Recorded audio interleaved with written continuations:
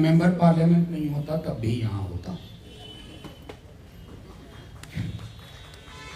क्योंकि जिंदगी के कुछ फैसले किसी पोजीशन से नहीं लिए जाते, और ये फैसले मैं समझता हूँ मेरी ज़िंदगी के लिए पहले तय कर दिए गए थे कि मुझे कहाँ होना है और कहाँ नहीं होना। Thank you very much everybody in solidarity. मैं सुन रहा था संजय भाई को, 3 वकील हैं हमारे मध्य,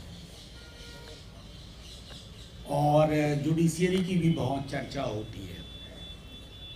हम भी पढ़ा करते थे कि judiciary is the last hope. I would call it a lost hope. जब हमारी टॉप जुडिशियरी सीधे ईश्वर से संवाद करने लगे, संविधान को दरकिनार करके, तो हम किससे आशा रखें और आशा की मुगालता में क्यों रहे। बहरहाल, मैं उस धारा का जिक्र सुन रहा था जो नदीम भाई पे लगाया गया है। अव्वल तो वो था, उस धारा में दम नहीं है, लेकिन अगर प्रीचिंग हेट नाम की कोई धारा अब चलने वाली है तो मोदी जी की पूरी cabinet including him should be in jail. पूरी की पूरी कैबिनेट। एक मंत्री हैं, उनका महकमा आप में से कोई नहीं बता सकता अगर मैं पूछ लूं कि किस विभाग के मंत्री हैं, लेकिन हलाल झटका की बात हो तो आपको पता चल जाएगा, हाँ ये वही व्यक्ति है।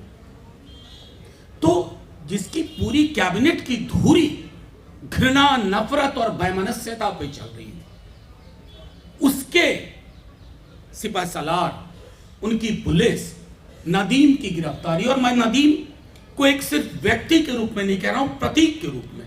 चाहे जुबैर हो, नदीम हो, नदीम ने मजहब देख के केस नहीं लिया।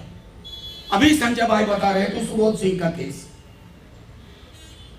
हर जगह जो मजलूम है, जिसकी लिंचिंग हो रही है, जो विक्टिम है, उसके साथ सॉलिडारिटी है, और आपकी भी सॉलिडारिटी है। क्योंकि ऐसा नहीं है कि मैं यहां से बोल रहा हूं और आप सुन रहे हैं। आप सब यहां इसलिए हैं कि आप उस धारा के खिलाफ हैं जो धारा इस देश की मेन स्ट्रीम बनाई जा रही है। ये देश कभी ऐसे नहीं सोचता था। सुलह हमारा डिफॉल्ट टेम्पलेट रहा है।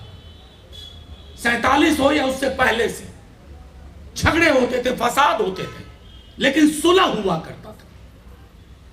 हमने उस सुलह की पूरी तहजीब को तहस नहस करके रख दिया। अभी मैं प्रधानमंत्री जी को सुन रहा था गुवेना में। मेरी तो समझ में नहीं आता कि एक व्यक्ति 2 तरह की भाषा कैसे बोल सकता है 24 घंटे के अंदर। गुवेना में इतनी बढ़िया बढ़िया बात, मोहब्बत, शांति, नफरत हटाओ, सब साथ लेके चलो, और यहां आओ, भैंस, मंगलसूत्र, मुजरा तुम्हारी बेटी ले जाएंगे। एक ही व्यक्ति। एक स्कूल में एक किताब पढ़ी थी, नोवेला थी R.L. स्टीवेंसन की, doctor Jekyll and mister hide. एक व्यक्ति के अंदर 2 व्यक्ति थे। तो ये पूरी की पूरी कैबिनेट जो है ना, उसमें सबके अंदर 2 है। एक जो मंचों पे कुछ खास खास बढ़िया बढ़िया चीजें कभी कभी बोलते हैं, और बाकी जो इस तरह की हरकतों में अपने को रखते हैं। बहरहाल, मैं प्रशांत भाई की बात से सहमत हूं। ये कहानी मत मानिए कि नदीम पे या जुबैर पे ही खत्म हो जाएगी। इस कहानी में कई सारे हिस्से जोड़े जा रहे हैं। हर कोई आएगा। जब तक आप इस देश को संविधान से चलाने के लिए बात करेंगे, कानून के निजाम की बात करेंगे, आप इस हुकूमत के दुश्मन हैं, जानी दुश्मन है।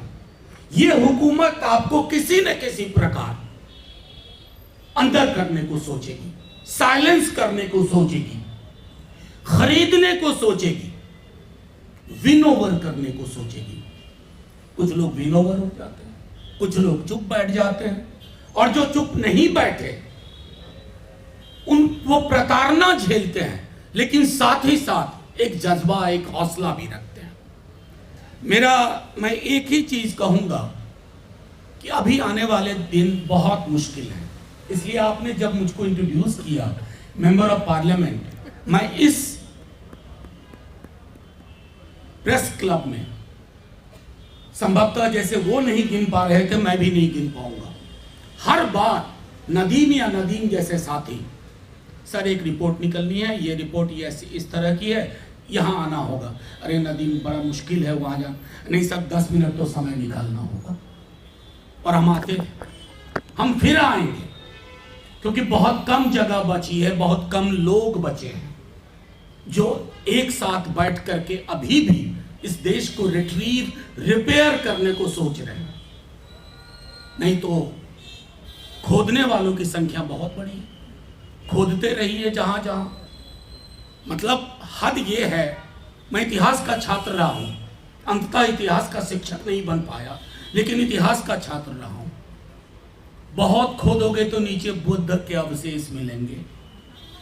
कहां तक जाओगे उल्टे पांव की यात्रा में? जो जो देश दुनिया के उल्टे पांव की यात्रा में गए ना, वो सीधे नहीं हो पाए, आज भी दंश झेल रहे हैं। और वो दंश हर तरह का होगा, ह्यूमन राइट एक्टिविस्ट पे होगा। बस मुझे एक चिंता है, जिस कॉन्फिडेंस से मेरे कुछ पैनलिस्ट कह रहे थे कि संविधान, rule of law, sorry to say I am losing faith. मैं भरोसा खो रहा हूं, और इस उम्र में अगर मैं भरोसा खो रहा हूं तो ये मेरे लिए नहीं, हम सब के लिए चिंता का विषय है। Thank you very much. जय हिंद।